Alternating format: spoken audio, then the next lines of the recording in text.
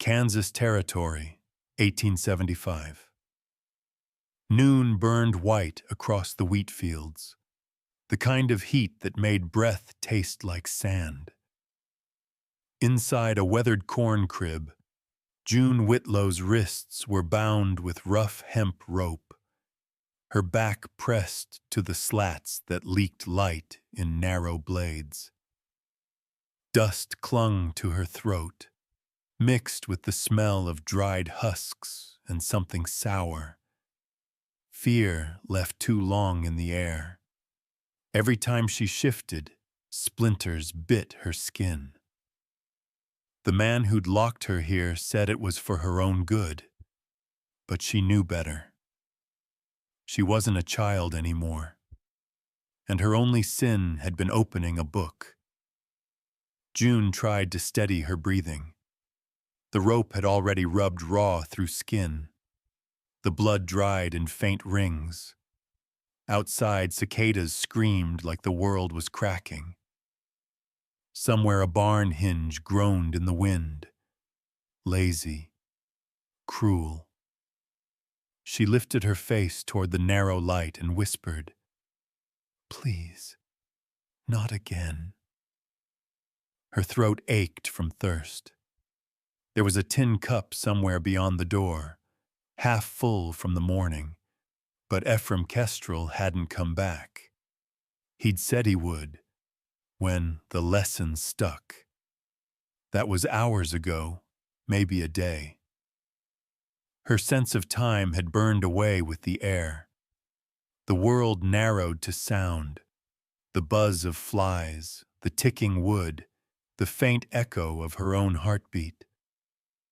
She thought of her mother then, of the small silver locket she still wore, cool against her skin. She hadn't opened it since the day her mother died. Maybe the letter inside was still folded the way it had been. Maybe the words were already dust. A shadow moved past the slats, just quick enough to make her freeze. Not Ephraim, too tall, too quiet. A moment later came the soft clop of hooves, the sound slow and deliberate. June's heart lurched. She tried to call out, but her throat gave only a rasp. She coughed, swallowed, tried again. "Over here." Nothing. Just wind moving through the crib. Then a man's voice, low and rough, not angry, just steady. "Someone in there?" Her breath hitched. "Please. The lock, he's gone. Please." Footsteps approached. The door rattled, once, twice, then the sharp ping of metal hitting metal. The lock gave way. The door creaked open, flooding the crib with gold light so fierce she had to shut her eyes. He didn't speak at first. Boots stopped a few feet away. When she opened her eyes, she saw a tall man framed in the doorway. Skin dark from sun, dust on his coat, hat shadowing his face. A hammer hung loose in his hand. "I'm not gonna hurt you," he said. His voice was calm, not the kind used for threats. "Name's Malachi Reed." She wanted to stand, but her legs failed her. He knelt instead, not touching her until she nodded. With a pocket knife, he slid the rope from her wrists, careful not to cut skin. When it fell away, she stared at the marks like they belonged to someone else. "Can you walk?" he asked. She nodded, though she couldn't. He held out a canteen, and she drank too fast, coughing. He waited until she caught her breath. "I'll take you into town," he said. "No," she rasped. "Not to the sheriff, his deputies, his kin." He studied her face, the fear still bright in her eyes. "All right. Then we'll find somewhere else." He helped her up, one arm steadying her elbow, never pressing more than he needed. Outside, the light was blinding. The fields shimmered gold and cruel.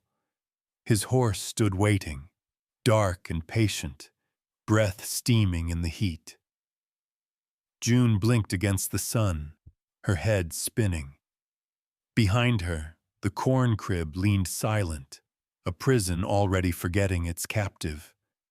She turned once just to make sure it was real and saw the rope on the ground, still coiled, still red where her skin had bled. "Let's go," Malachi said. As he lifted her onto the saddle, her hands trembled. From far off, thunder grumbled where no clouds were yet in sight. And though she didn't know why, June felt that sound had come for her. The road out of Hollow Vale ran empty, a thin vein of dust cutting through the dry wheat. Malachi Reed rode slow, keeping one arm around June so she wouldn't slip. Her head rested against his shoulder, too weak to lift. The rhythm of the horse steadied her breathing. Step, sway, breath. The cornfields gave way to open prairie, where wind sounded like the sea if you listened long enough. He didn't speak. She didn't ask. Silence was safer than the truth right now. When the sun dipped low, he stopped beside a patch of willows near Cotton Fork Creek.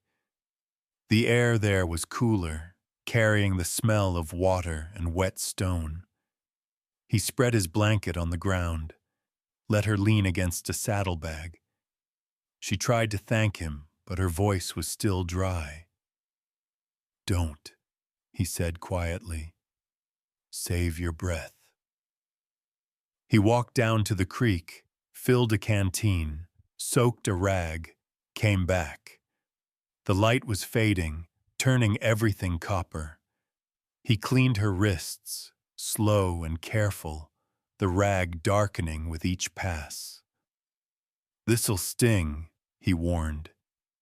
It did, but she didn't flinch. Up close, she saw the years in his face, creased lines around the mouth, the eyes steady but tired. His shirt was torn near the cuff, and a band of pale skin showed where a ring had once been.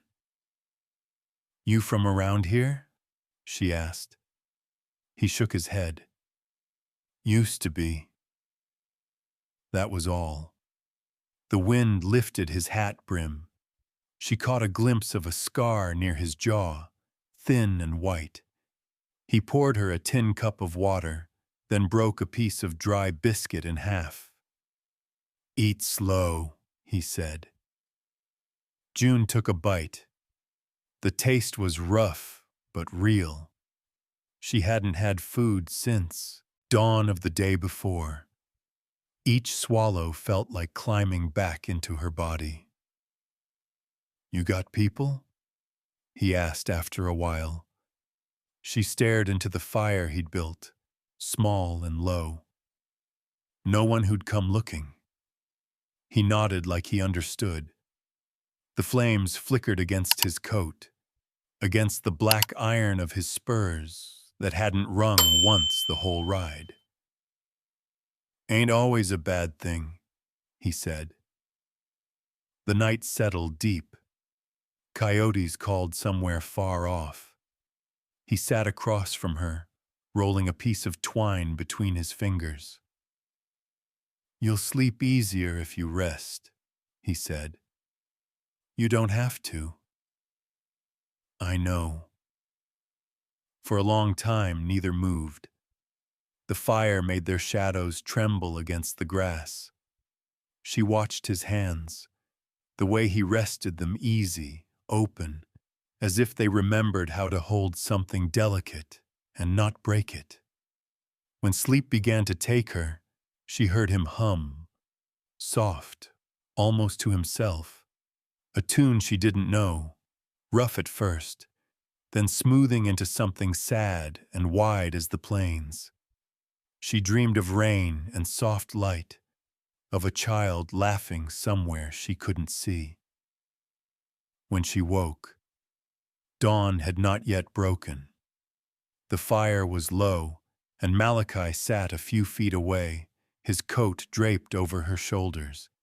He was staring into the dark, as if listening for something she couldn't hear. "You didn't sleep," she whispered. He smiled faintly. "I've had colder nights."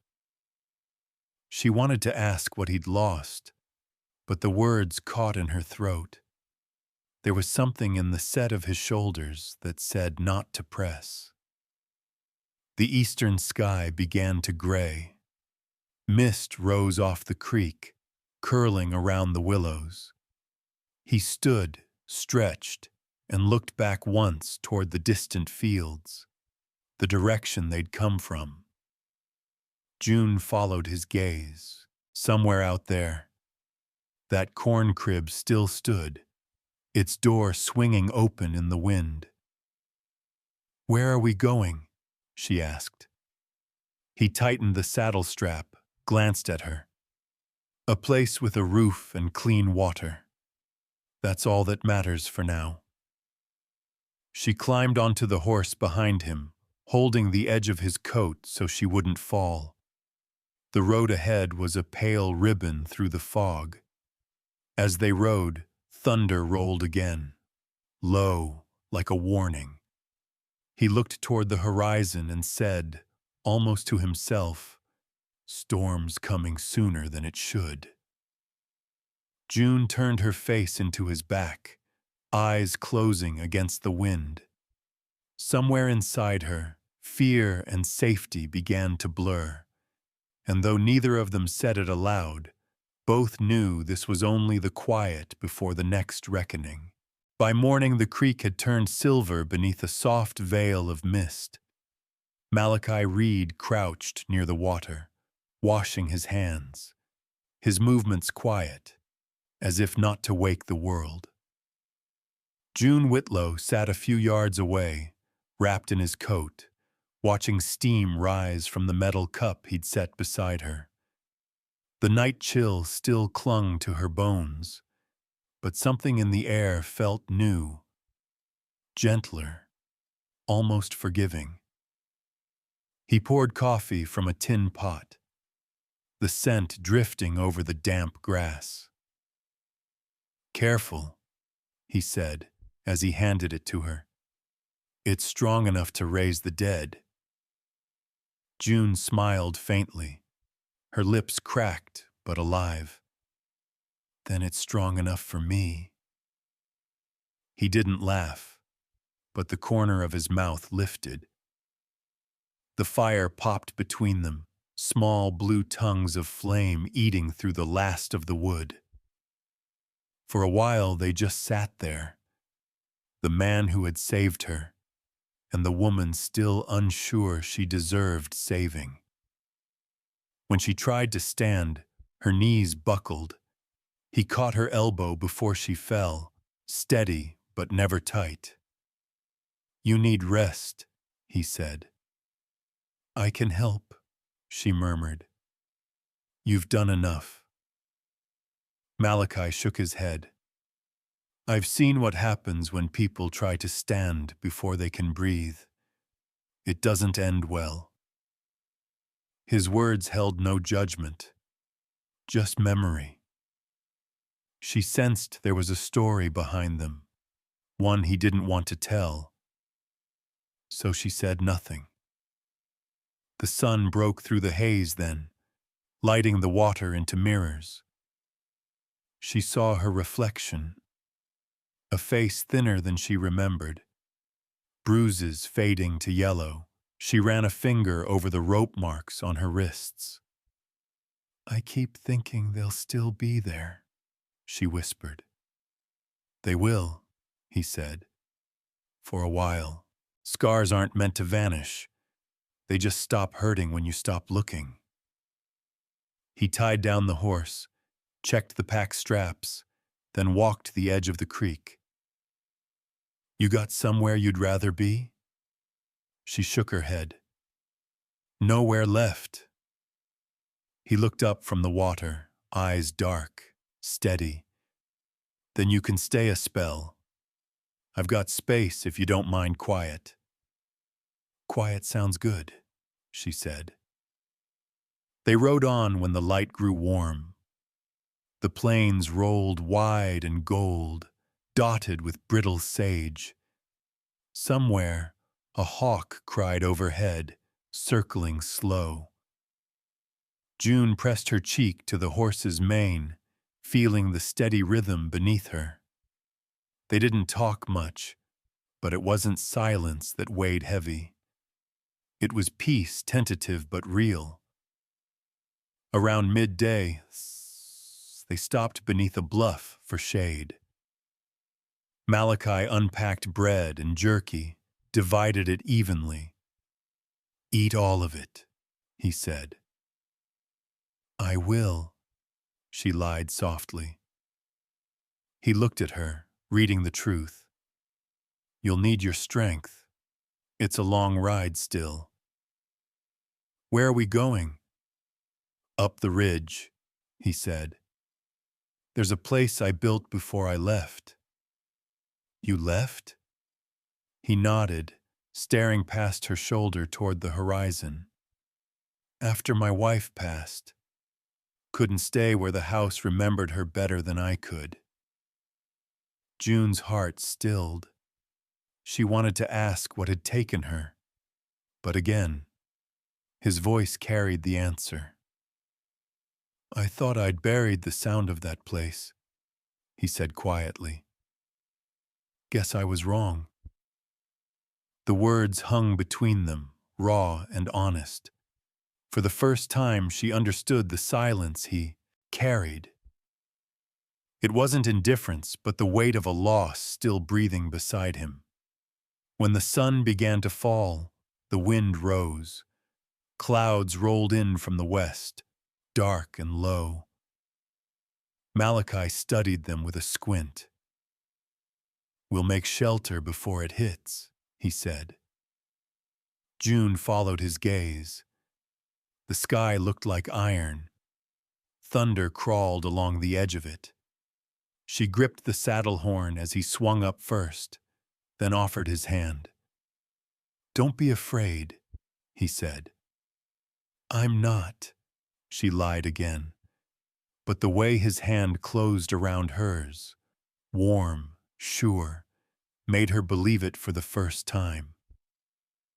They rode toward the ridge, where the land met the coming storm, and though the wind tore through the grass, she didn't look back once. The corn crib, the ropes, the man who'd left her to die, all of it was behind her now. Still, in her pocket, the silver locket pressed against her palm, as if reminding her that some things weren't done yet. The ridge rose out of the plains like the back of a sleeping giant, its slopes cut with wind and time. Malachi slowed the horse as they climbed. June's arms faint around his waist. The storm had skirted north, leaving behind a bruised sky and air that smelled of rain but offered none. When they reached the top, the house appeared.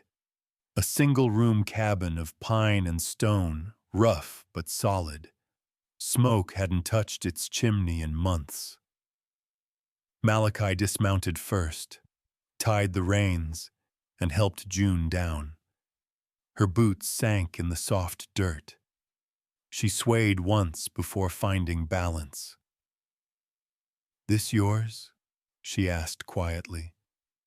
Was, he said. Still stands, though. Guess that means something. Inside, the room was bare except for a table, a narrow bed, and the faint scent of cedar dust. The walls glowed amber in the slanting light. A fiddle hung above the hearth like an old promise. He brushed his hand over it once before setting the kettle to boil. June stood by the doorway, unsure if she was allowed to enter. Malachi glanced back. "You can come in," he said. "No one's kept this place cleaner than silence." She stepped over the threshold. Her knees nearly gave again, but she steadied herself on the table. A single cup sat there, chipped along the rim. He poured water into a basin. "Let's see those wrists." She hesitated, then held them out. His hands worked steady. No hurry. No hesitation. The warmth of the water stung, but not cruelly. When he wrapped them with clean linen torn from an old shirt, she whispered, "Thank you." "Don't thank me," he said. "Just heal." He turned away to stoke the fire. She looked around, at the fiddle, at the boots by the door, at the space that seemed built for two but kept for one. She wanted to ask about the woman he'd lost, but some questions were best left for the quiet to answer. Outside, the wind brushed through the pines. Inside, time slowed. The kettle began to sing, soft and low. He poured her a cup, dark and bitter, and set it down. She took a sip, wincing. "That's strong." He half smiled. "You'll get used to it." As the sun dipped, shadows stretched long across the floor. June watched them climb the wall, watched how they reached for the fiddle but never touched. "Why'd you come back here?" she asked. He thought for a long time. "I didn't mean to," he said finally. "Just kept riding till the road ended. Sometimes a man don't get to choose where he stops." Something in his tone made her chest tighten. Loneliness, maybe, or the kind of grief that never learned to shout. She said softly, "I think I know what that feels like." He looked at her then, really looked, and the silence between them changed. It wasn't hollow anymore. The fire crackled. The night thickened around the cabin. From outside came the faint sound of a branch snapping, or maybe a boot step on loose rock. Malachi's eyes shifted toward the window. "Stay here," he murmured, standing. He took the rifle from above the door and stepped onto the porch. The wind had died, but the air held its breath. Somewhere down the slope, a horse snorted, low and angry. June rose, her pulse quickening. Through the thin glass she saw 3 figures on horseback, dark against the fading sky. Malachi didn't lift the gun yet. He just watched, jaw tight, waiting. Then one rider leaned forward, and a familiar voice carried up the hill, mocking, oily, too sure of itself. "Evening, Reed. That girl with you?" June's stomach turned to ice. The horses stopped halfway up the slope, hooves crunching over loose stone. Malachi Reed stepped out onto the porch, rifle lowered but ready. June Whitlow stood behind the open door, heart hammering in her chest. The 3 men dismounted slowly, shadows bending long in the firelight that leaked from the cabin. Ephraim Kestrel led them, hat tilted low, that familiar grin slashed across his face. "Didn't expect to find you playing house, Reed," Ephraim called. "She's property of the Kestrel estate. Ran off while under my care." "She's no one's property." Malachi's voice was calm, steady as the ridge itself. Ephraim laughed, rough and ugly. "You got no right to say that. She's a ward of my family till she marries, and I ain't seen no wedding band." Malachi rested the rifle against the post, hands in plain sight. You best leave now. The girl's under my roof, and she stays until she says otherwise. The other men shifted, uncertain. Ephraim spat into the dirt. You think folks'll side with you? A colored rancher standing against the sheriff's kin? Malachi didn't move. I'm not asking them to side with me, just with what's right. For a long moment, the only sound was the wind through the pine. Ephraim's horse pawed at the ground. June could see the rage tightening his shoulders, the gleam of something cruel in his eyes. He took a step closer. You hand her over now. I'll forget this insult. Malachi's tone stayed level. You don't forget insults, Ephraim. You feed on them. Ephraim's smile thinned. His hand hovered near his belt, where a revolver waited. June held her breath. Malachi didn't flinch. The space between them stretched taut as wire. Then June did the unthinkable. She pushed open the door and stepped out. The light from the cabin haloed her, dress torn, hair loose from its braid. Her voice shook but didn't break. I'm not going with you. Not now, not ever. Ephraim's head snapped toward her. You ungrateful wretch. You think that man can save you? I don't need saving, she said. Just peace. Something flickered in Malachi's face. Surprise, pride, sorrow all at once. He shifted slightly, placing himself between her and the men without drawing his gun. You heard her, he said quietly. Ride home. Ephraim's nostrils flared. The threat in his eyes promised more than anger. It promised return. You'll regret this, Reed. Both of you. The law's on my side. We'll see what the law says when it looks her in the eye, Malachi answered. Ephraim turned sharply, mounted his horse. Then we'll take it to court, he spat. Let the judge decide what belongs to who. The other two followed, glancing back only once.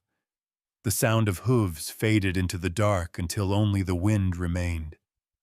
June stood frozen. Her hands trembled. He won't stop, she whispered. Malachi exhaled slowly, setting the rifle back on its hooks. Then we don't run, he said. We do this the right way. She looked at him confused. The right way? In the open, he said. Not in shadows where men like him hide their sins. He turned toward the fire, its glow soft on his face. Tomorrow, we ride into Hollow Vale.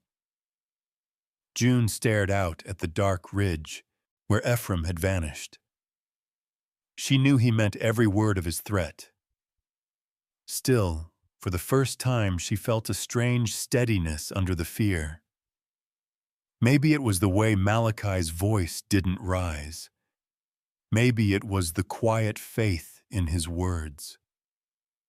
Whatever it was, it kept her standing as thunder rolled again across the plains. And when the night wind carried the faint echo of a horse's cry, she didn't hide this time. She only closed the door, bolted it once, and whispered, "Let it come." At first light, the plains were pale and quiet. The grass tipped with frost that shimmered like ash. Malachi Reed saddled the horse while June Whitlow stood near the porch, clutching his old coat tight around her shoulders. The memory of Ephraim's voice still hung in the air, sharp as a whip crack. You sure about this? she asked softly. He cinched the saddle strap and nodded. The judge in Hollow Vale's a fair man.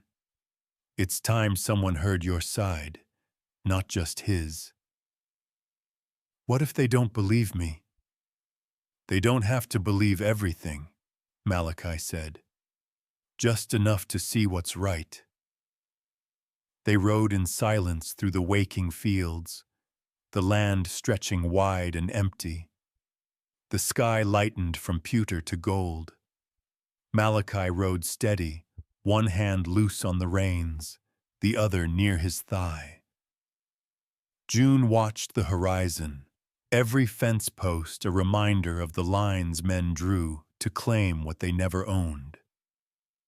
When they reached the outskirts of town, Hollow Vale looked smaller than she remembered.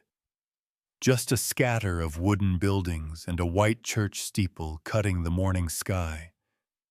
The streets were quiet, but curtains twitched as they passed. Inside the courthouse, the air smelled of dust and old wood. Judge Albright sat behind the desk, spectacles low on his nose. Dr. Avery was already there, flipping through a notebook, and beside him, Miriam Pike waited. Her expression kind but fierce. Malachi tipped his hat. Judge, this is June Whitlow. She's here to file for protection from Ephraim Kestrel. The judge studied June. That's a heavy name to challenge, miss. You certain? June met his gaze, her voice small but steady. I'm not here to fight, sir. I just want to live without fear. Something in her tone softened him. He nodded once. Dr. Avery, you've seen her condition. The doctor stood. Malnourished, rope burns, likely days without food or water. I'd call it mistreatment by any standard. Miriam added, and the whole town knows she never lifted a hand to anyone. Her only crime was reading. The judge sighed, took off his glasses. This territory's full of men who think control is kindness. They forget kindness don't leave bruises. He looked to June again. You'll have temporary protection until we convene a hearing, 7 days from now. Thank you, sir, Malachi said quietly. But as they turned to leave, a shadow filled the doorway. Ephraim Kestrel leaned against the frame, smile coiled tight. You think hiding behind law'll save her? He sneered. Law's blood here, Reed, and you ain't got much of that to claim. June froze. Malachi stepped between them, his voice even. Then you best start learning what justice looks like without it. Ephraim's eyes narrowed, but he didn't move closer. He just tipped his hat, low and mocking. See you in court. Malachi didn't answer. He guided June out to the daylight. Outside, she could finally breathe, but her hands were still trembling. He's not done, she whispered. No, Malachi said. He's just getting loud before he loses. They walked toward the hitching post. The street had filled. Merchants, townsfolk, strangers staring. Some eyes judged, some pitied. June kept her chin high. Malachi helped her mount. We'll stay by the river till the hearing, he said. Quiet place. You'll be safe there. As they rode away, the town faded behind them, but the sound of Ephraim's voice clung like smoke. The future waited, uncertain but clean. For the first time, June felt that the road ahead didn't lead to escape. It led to a reckoning. And somewhere in the distant hills, thunder rolled again. Soft, patient, like justice waking up. The courthouse smelled of pine oil and sweat when the doors opened. Word had spread fast. Ephraim Kestrel was dragging a girl and a black rancher into court, and the whole county wanted to see which side the law would take. The benches filled early, boots scuffing against the floorboards, murmurs rippling like the sound of bees. June Whitlow sat straight-backed at the plaintiff's table, hands folded tight in her lap. Her palms were damp, her pulse a drum. Malachi sat beside her, hat on his knee, eyes steady on the door. Ephraim entered with his deputy cousin Norris and two men in fine coats pretending to be witnesses. He moved like someone who already believed the verdict was his. Judge Albright raised his gavel once and silence fell. "Let's keep this civil," he said. Ephraim spoke first, his voice oily smooth. "Your Honor, this girl was placed under my care by her late father. She was to be taught discipline, virtue, and household conduct. Instead, she ran off with this man." His finger jabbed toward Malachi, whose record, if you recall, ain't exactly clean. Malachi didn't rise to it. He kept his gaze on June. Judge Albright turned. "Miss Whitlow, you may speak." June stood, hands trembling. "I didn't run away," she said. "I was tied up for 3 days in a corn crib. No food, no water, for reading a book." Gasps scattered through the crowd. Ephraim barked, "She's lying. She always was. Enough!" The judge's gavel cracked against the wood. "You'll wait your turn." Dr. Avery took the stand next. He lifted his notes, voice calm. "Burns, bruises, signs of dehydration. I've seen worse only on prisoners. That's no form of discipline I'd defend." Murmurs swelled again. Miriam Pike followed, fierce in her Sunday dress. "She came to our door shaking, wrists raw. If that's Ephraim's kind of godliness, then God himself would turn away." The judge leaned back, folding his hands. "Anything else, Miss Whitlow?" June hesitated. Her fingers went to the silver locket at her throat. "There's something I should show." She unhooked the chain, opened it with a click. Inside was a small folded paper, edges worn soft by years. She unfolded it slowly, hands trembling, then read aloud. "My daughter, if the world tells you your worth depends on obedience, remember this. Goodness has nothing to do with fear. Stand, even when standing shakes you." The room went silent. Every sound died except the faint creak of wood beneath her feet. Tears stung her eyes, but she didn't stop. "That's my mother's writing. I never opened it until now." Judge Albright's gaze softened. "That'll do, Miss Whitlow." He lifted the gavel again, but his voice was gentle. "The court finds Ephraim Kestrel guilty of unlawful detainment and cruelty. Miss Whitlow is hereby emancipated under her own name, free and independent." The gavel struck once. Ephraim's face drained of color. "You can't." "I just did," the judge said. Two deputies moved in, blocking Ephraim as he lunged forward. "You'll lose this town for it," he shouted, but his words fell flat, the room already turning away. June's knees nearly buckled. Malachi rose beside her, offering his hand but not forcing it. She looked at it, strong, quiet, waiting, and took it. Outside, the sun had climbed high, scattering dust like gold.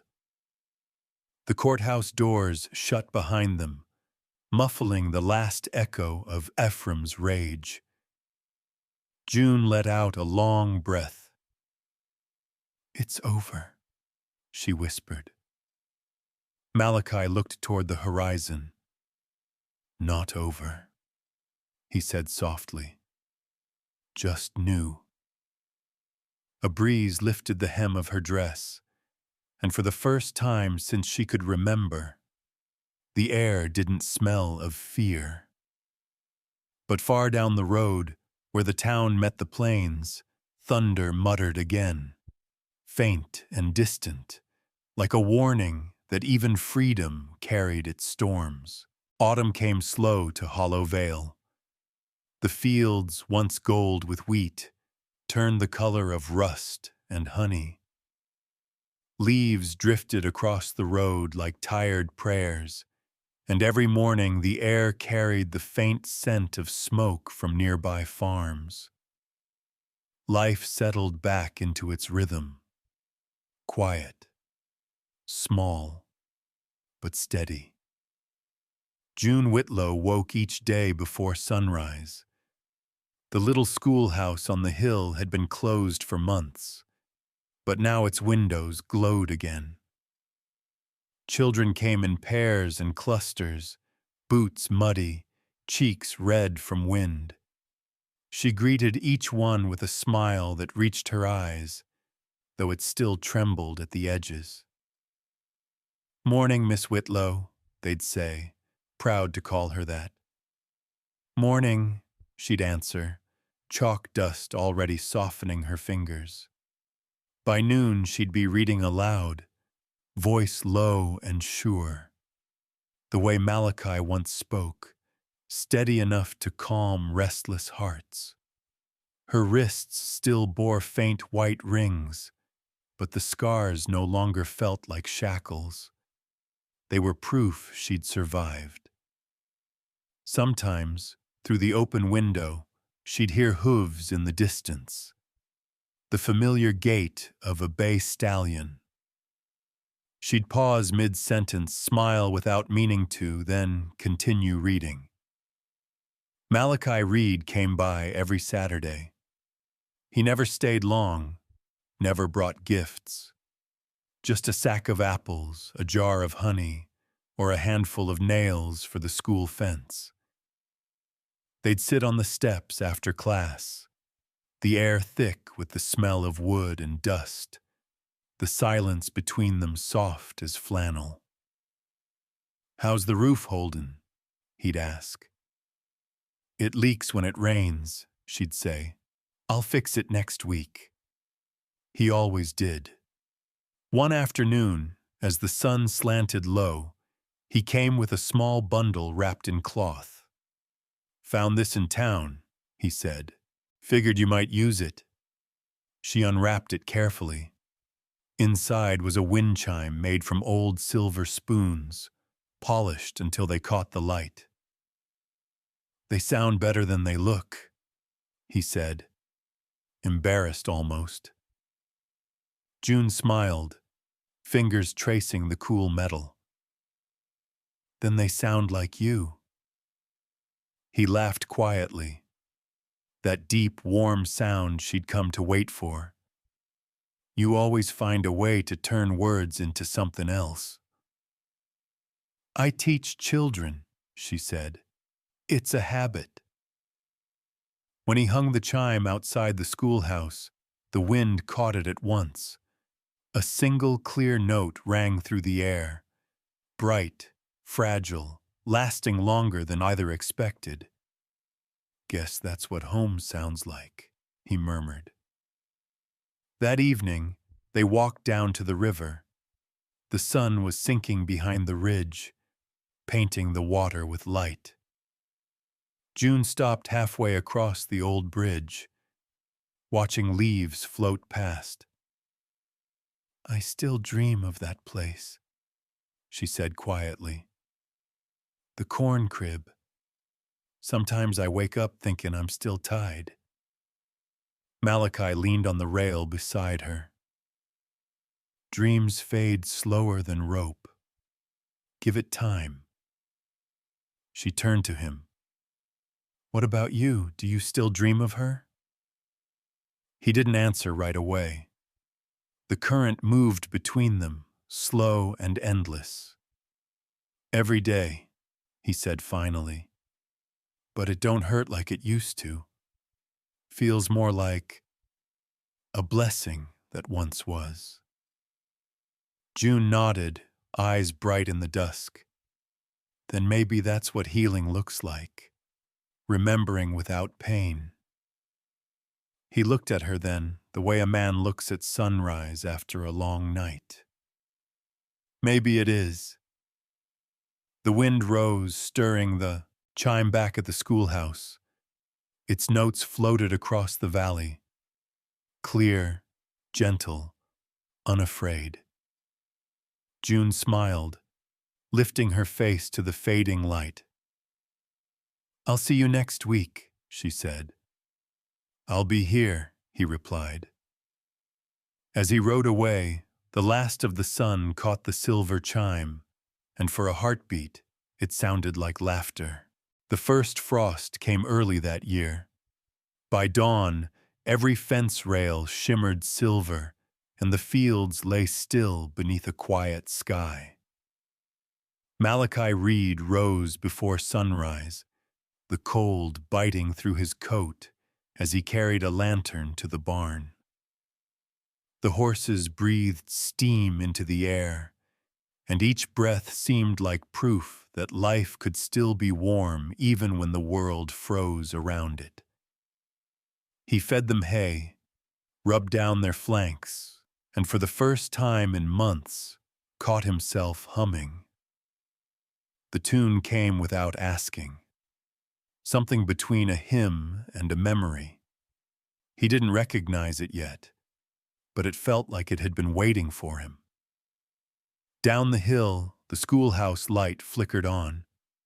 June Whitlow was already awake, her figure small against the pale sky.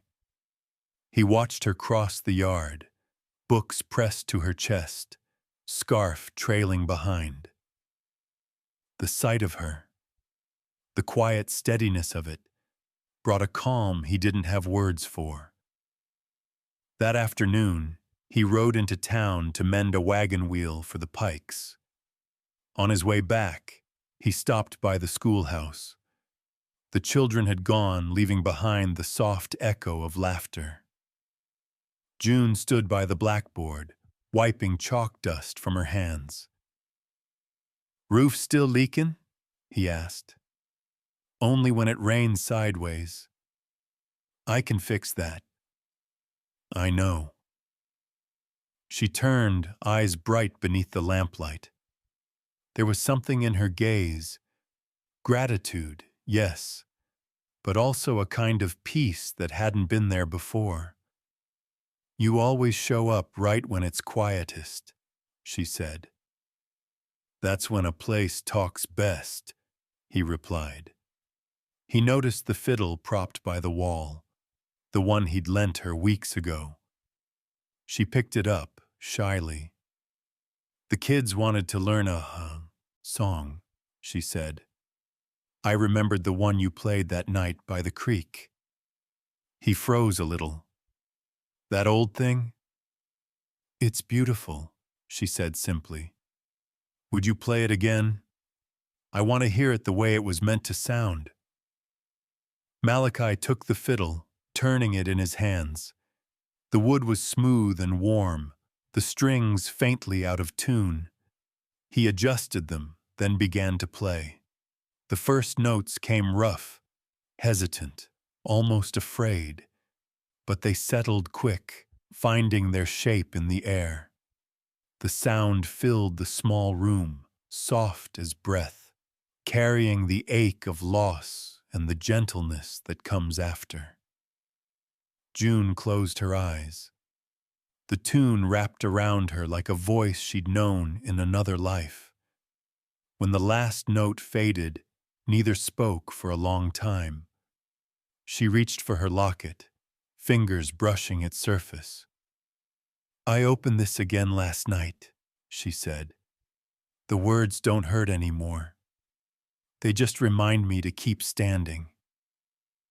He nodded, throat tight. "That's what your mother meant, I think. Standing don't mean staying still.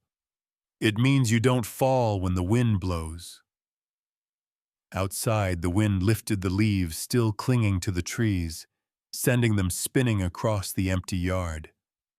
The sound of the fiddle lingered, blending with the soft ringing of the silver chime he'd hung months ago.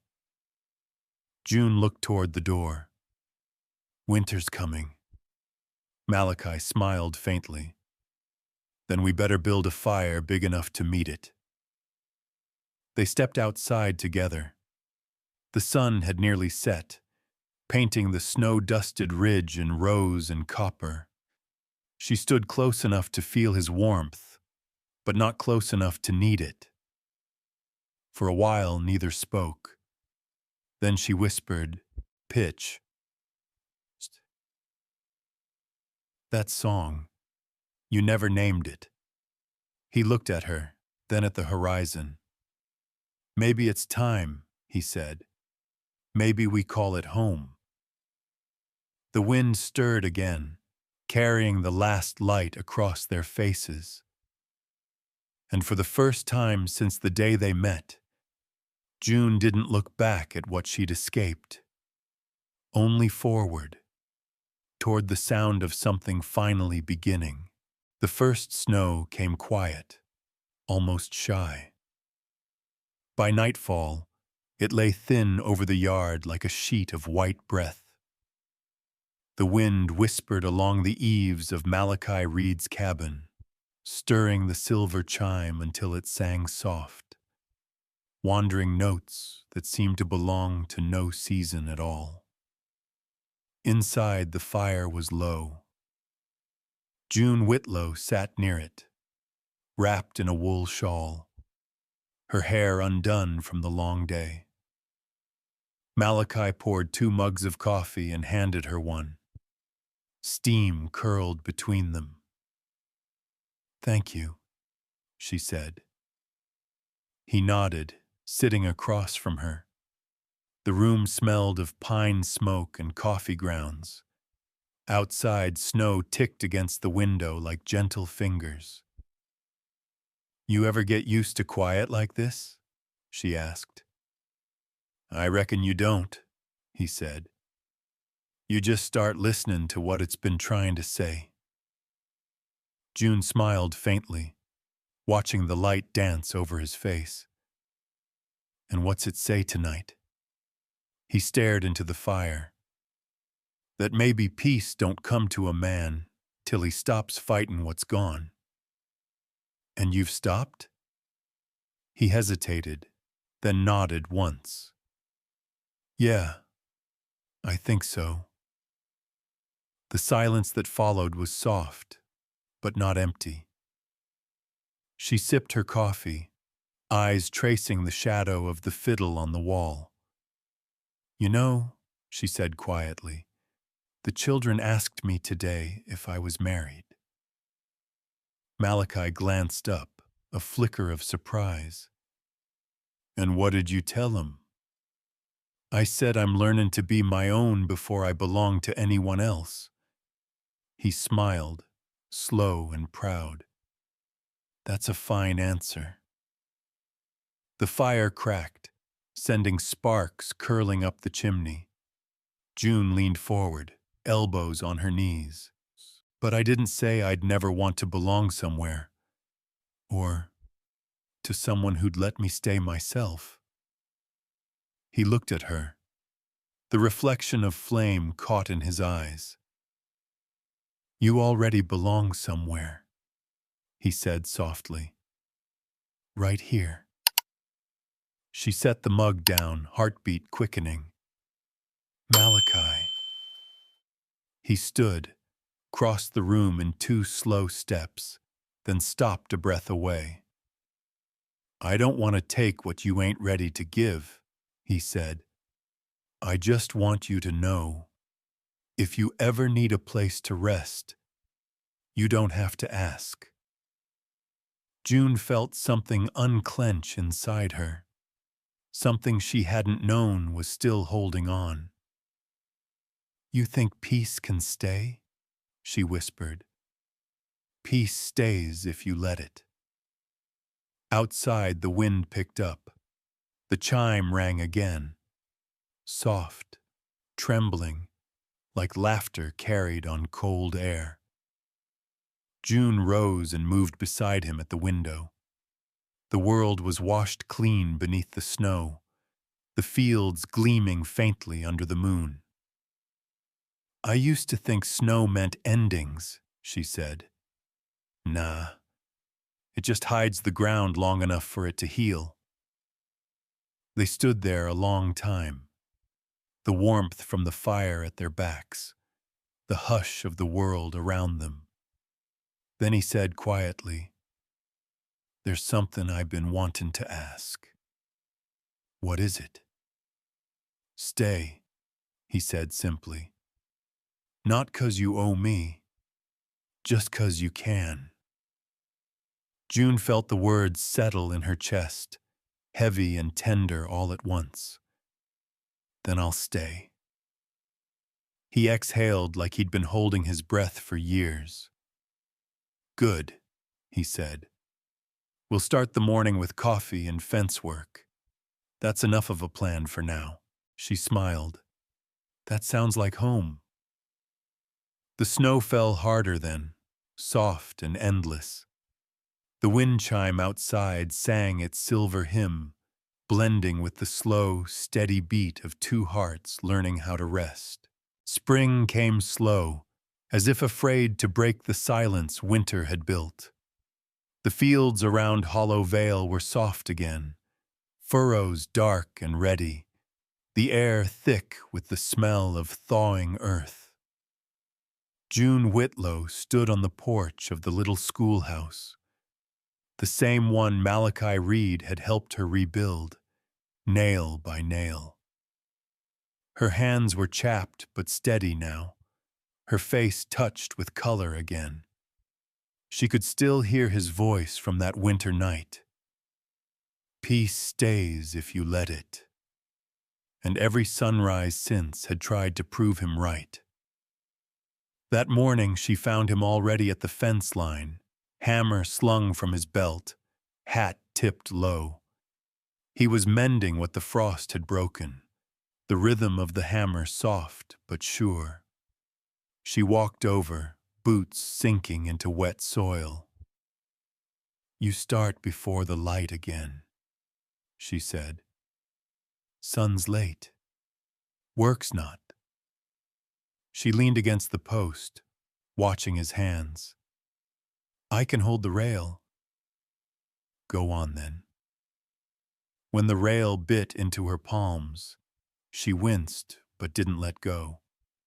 He noticed, said nothing. When the last nail sank home, he nodded. "You're stronger this spring." "I had a good winter." The hammer stilled. Only the sound of wind moved through them, gentle, forgiving. By noon, the fence stood straight again. They walked toward the schoolhouse side by side, neither in a hurry. June carried a bundle of old readers from Miriam Pike. Malachi carried the quiet.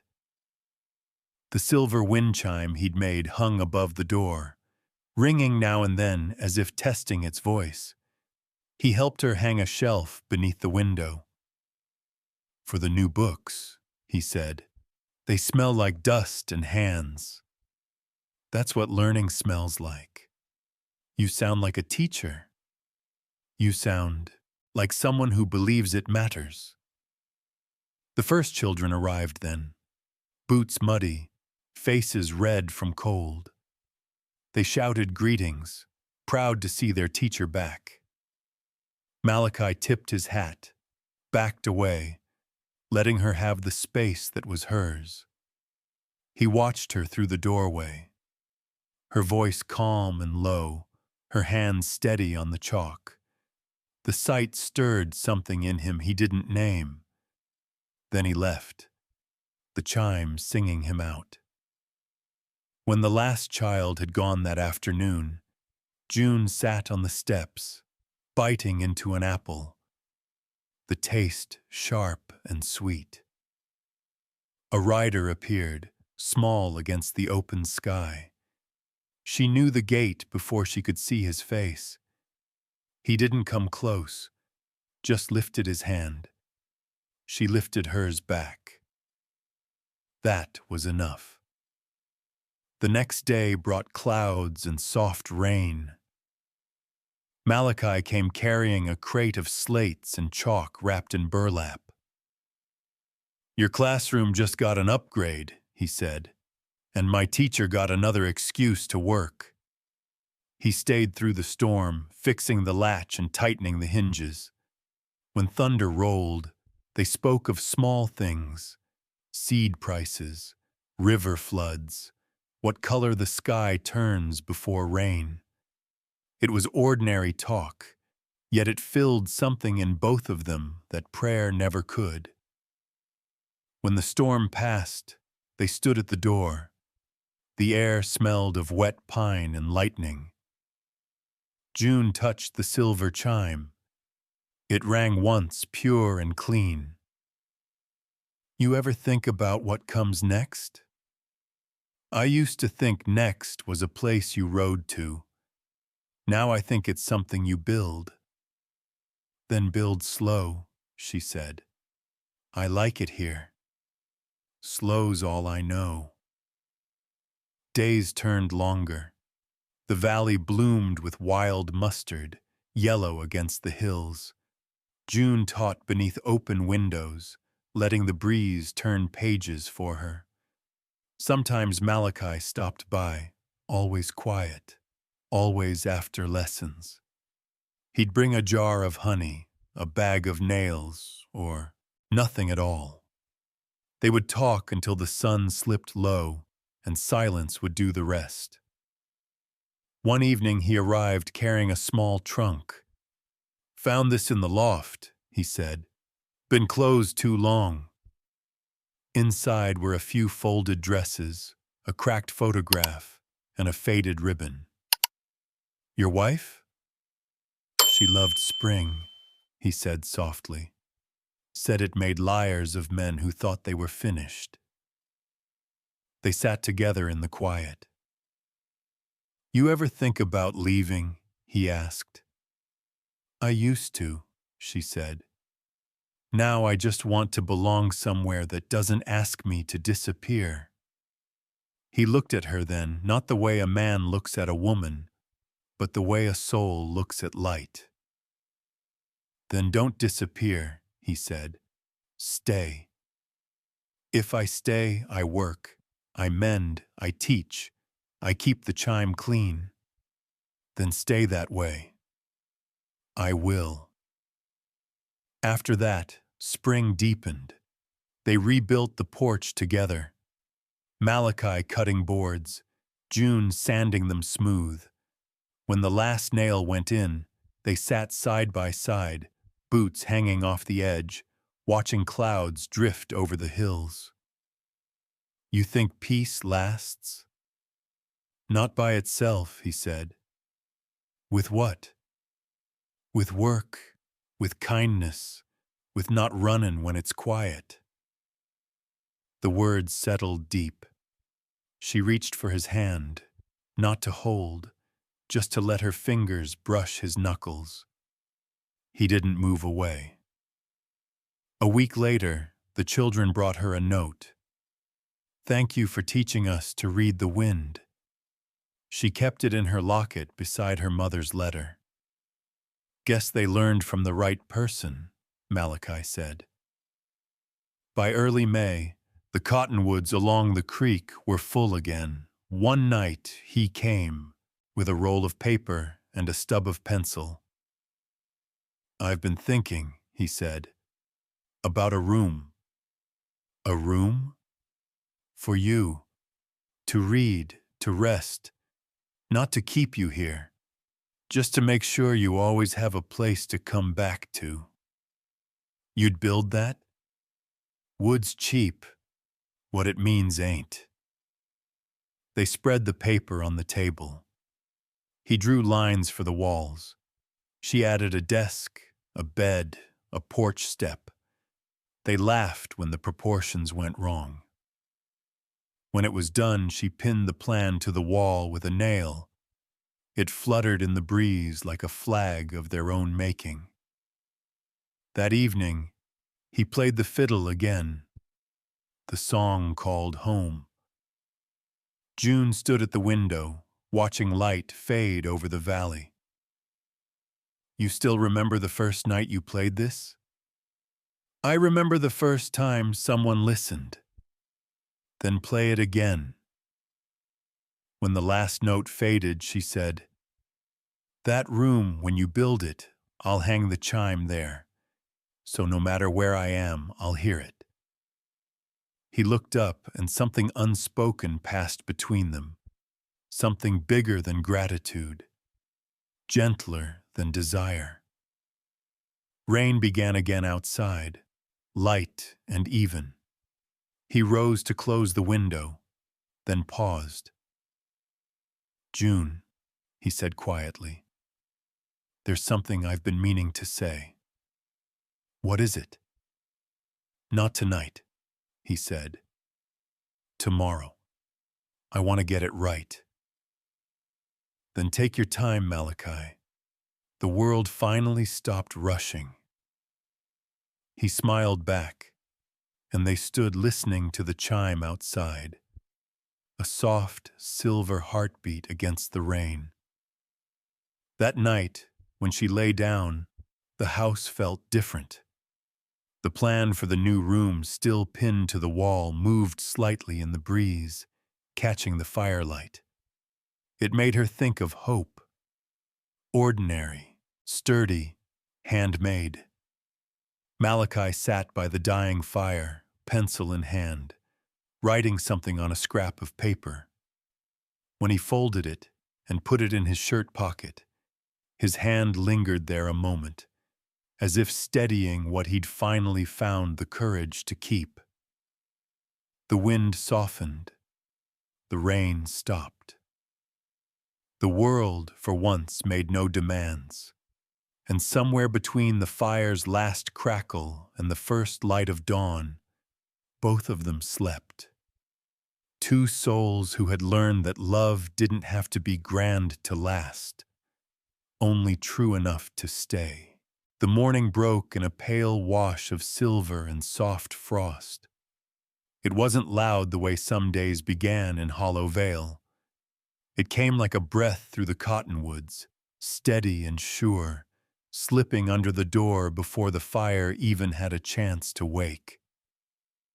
Malachi Reed was already up, sitting by the stove, boots unlaced, coffee steaming in his hand. The mug was chipped near the rim, the way most things that lasted in this country were. June Whitlow stirred on the cot near the hearth. Her hair fell loose across her shoulder, glinting like pale copper in the firelight. She blinked once, twice, and sat up slow. For a moment she just listened. To the pop of the coals, the far-off sound of a hawk, the hush that comes only when the land forgives you for waking before it does. Malachi looked over his shoulder. "Mornin', Miss Whitlow." "Morning," she said, rubbing her hands together. "Cold today. A clean cold. Snow's comin' back by nightfall." She stood, wrapped his old flannel around her shoulders, and walked to the window. The frost on the glass made small, perfect stars. "You think we can finish the frame before it hits?" "If we start now," he said, pulling on his coat. "You and me, We can set the last beam before the first flake lands.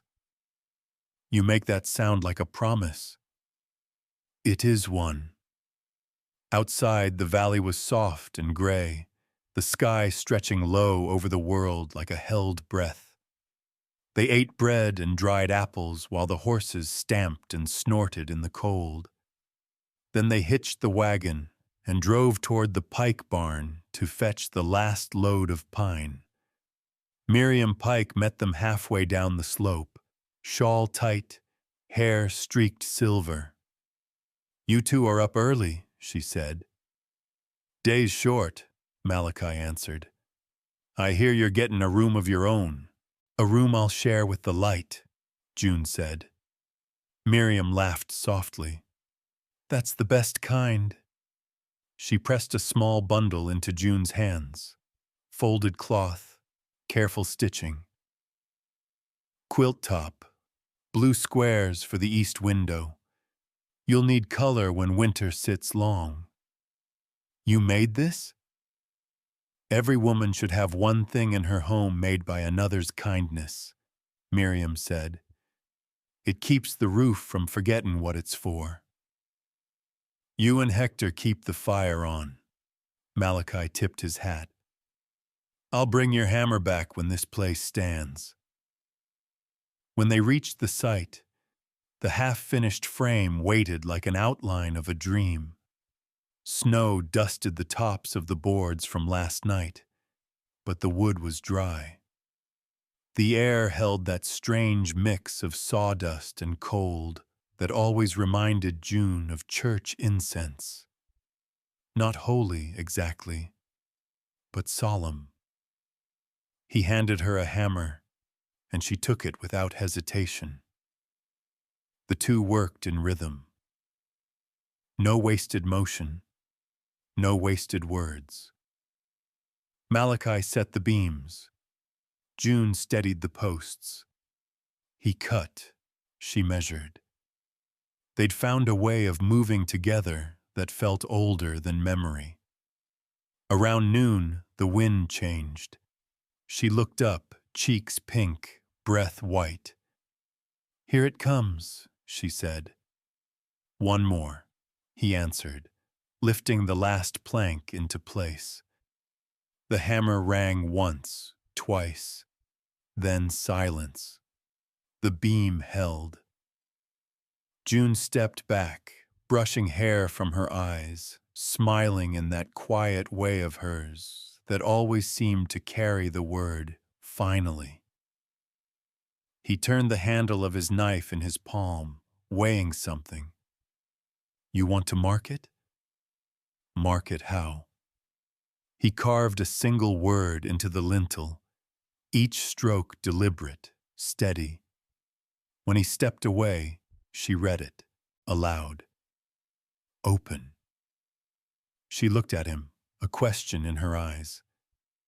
"That's what you've been since the day I met you," he said.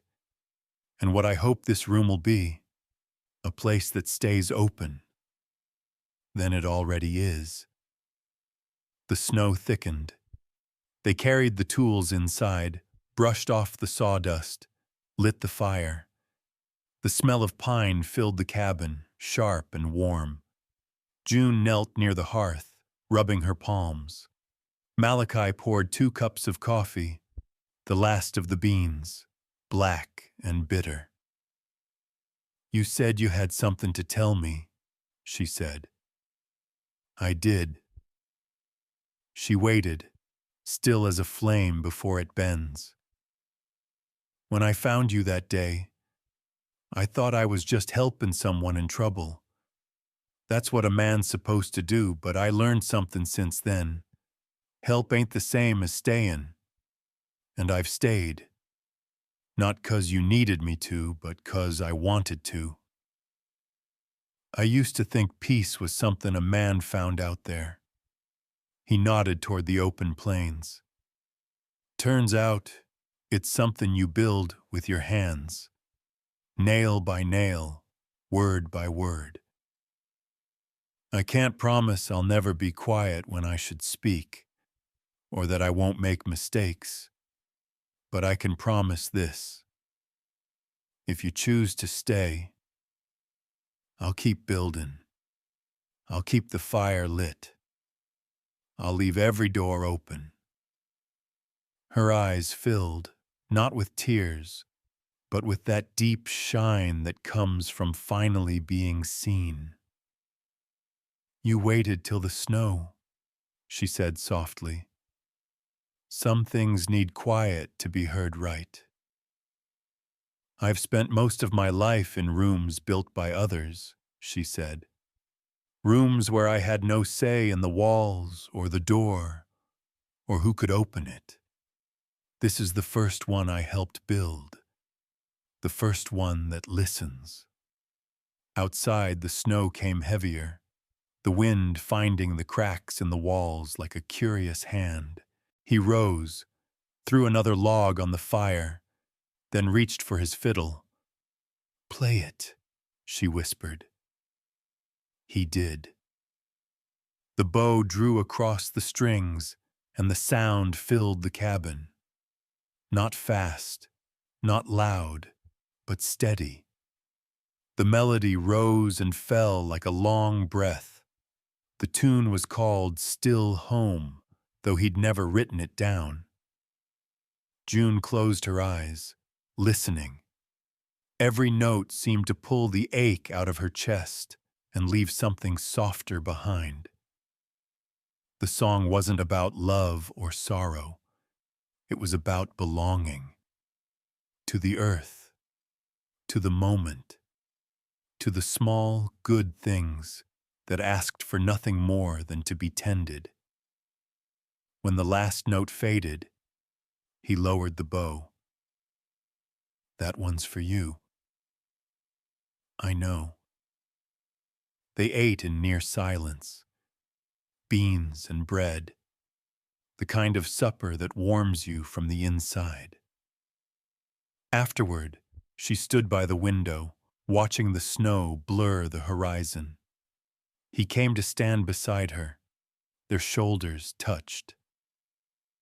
"Cold?" "Not when you're near," she said, almost surprised by her own honesty. He looked down at her. "June."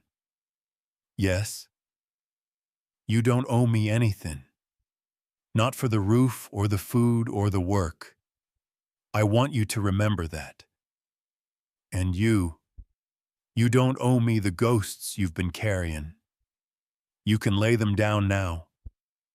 I think I already have." The fire snapped. The sound startled them both into laughter, small and real. When night came, they stepped outside. The world was white and silent. Snowflakes gathered on her hair, her lashes. The frame of the new room stood half-covered, the carved word open, catching the lantern light. "It's beautiful," she said. "It's just wood," he said. "No," she smiled. "It's a beginning." He looked at her, and something shifted in his chest. For once, he didn't stop the feeling. "There's a question I've been writing in my head for days." "What kind of question?" "The kind a man only asks once. I don't have a ring, and I won't kneel, but I'd like to walk beside you, not ahead, not behind. I'd like to build things that last, if you'd let me." "That's your way of asking?" "It's the only way I know." "Then yes." He didn't pull her close, didn't kiss her. He just stood there, hands joined, the two of them framed in snow and lantern light. The world felt full, like it had finally remembered them. They went back inside, closing the door softly behind them. Malachi knelt by the stove, fed the fire, and drew a folded scrap of paper from his coat pocket. "Read this for me," he said. She opened it, recognizing his careful handwriting. "I, Malachi Reed, do not own what I love. I will build with my hands, not my pride. I will leave doors unbarred and fires tended. I will make a home that listens when she speaks. That's a fine vow, she said. You think so? I do. She tore a page from her notebook, wrote with a bit of charcoal, the letters small but sure. I, June Whitlow, will walk beside the man who builds with mercy. I will speak truth, and I will stay when the quiet asks for company. I will keep the chime clean so the wind always finds its way home. Then we're even, he said. No, she answered softly. Now we're equal. He reached for the fiddle again. One more? Yes. He played Still Home once more, slower this time.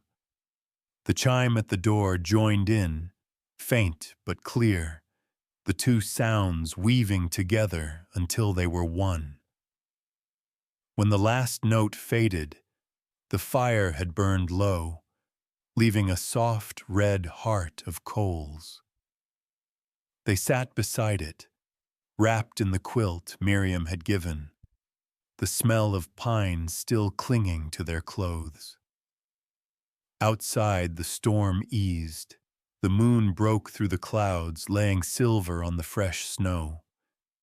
Through the window, June saw their footprints leading to the new room and back. One path side by side, ending at the same door. She leaned her head against his shoulder. What happens next? Spring, he said simply. We finish what we started. And after spring, we just live. The wind shifted, carrying the sound of the chime through the house, one long bright note, rising and falling. Freedom has a sound, she whispered. It does, he said, and it found us.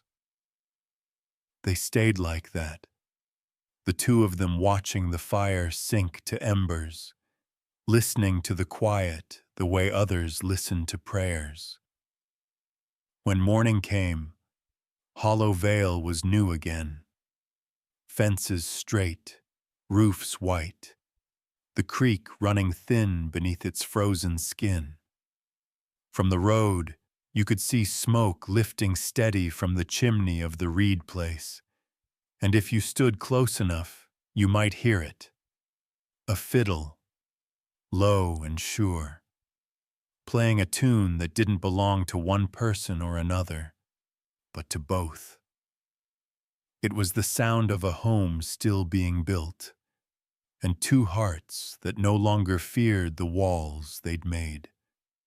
And that's how our story ends tonight, out there beneath the quiet snow of Hollow Vale, with a roof that listens, a chime that sings, and two people who finally learn that love isn't something you take, it's something you build. Malachi Reed didn't save June Whitlow with a gun or a grand gesture.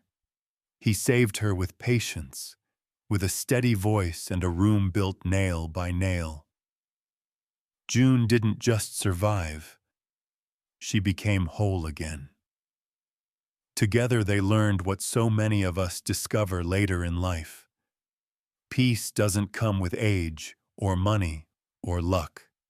It comes when someone sits beside you and stays. If you've watched this far, my friend, take a deep breath and let that warmth sit with you a while. Maybe you've known a Malachi in your own life, someone who showed up when the world turned cold. Maybe you've been a June once, fighting to believe that gentleness can last. These stories are for you, for all of us who still believe in second chances, even when the years have made us quieter. So before you go, tell me down in the comments, what part of their journey touched you the most? Was it that simple word carved into the lintel, open? Or the moment she realized freedom had a sound? I'd love to read what you felt. Your words, your memories, they matter here.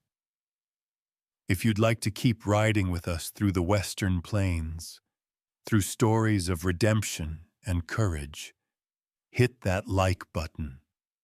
And if you haven't already, go on and subscribe to the channel. Each week, we bring another tale from the frontier, not of gunfights or fame, but of heart, healing, and the kind of love that still has calluses on its hands. And if you're one of our many friends watching who's seen a few winters yourself, maybe you remember when coffee percolated on the stove, when a handshake sealed a promise, when folks looked each other in the eye. This channel is for you. Pull up a chair. Leave a comment about where you grew up, what the wide country means to you, or how these stories remind you of home. Your stories are the reason we keep telling ours. So tonight, as the fire dies low and the snow keeps falling over Hollow Vale, remember what June said. Freedom has a sound. It's the sound of kindness, of steady hands, of a door that stays open when you come home tired from the long road. Until next time, may your coffee stay hot, your heart stay soft, and your door stay open. This has been Western Tales, where every story ends not with goodbye, but with the sound of the wind through the chime.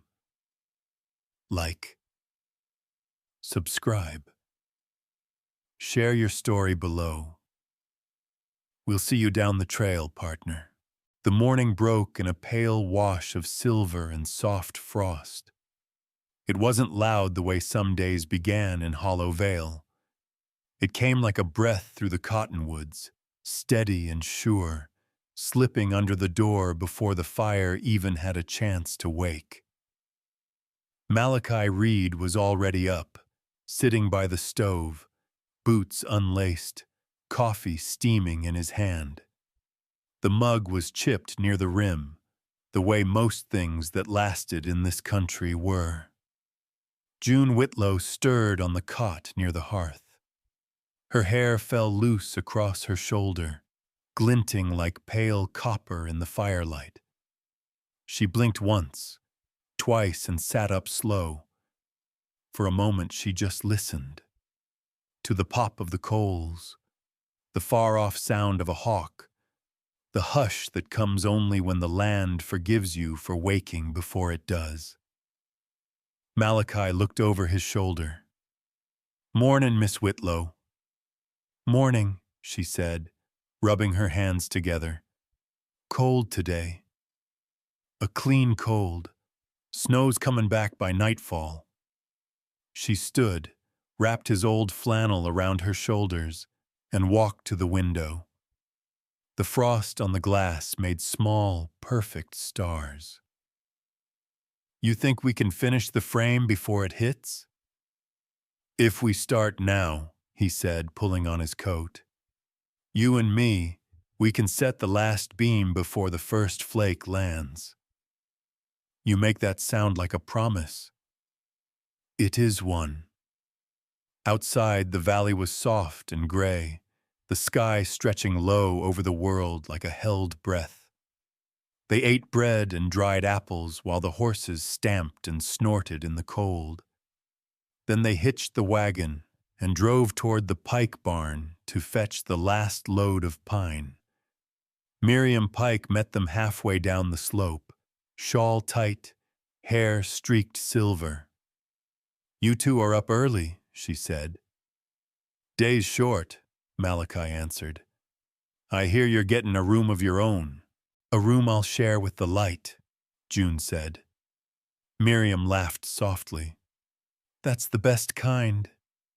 She pressed a small bundle into June's hands. Folded cloth, careful stitching. Quilt top, blue squares for the east window. You'll need color when winter sits long.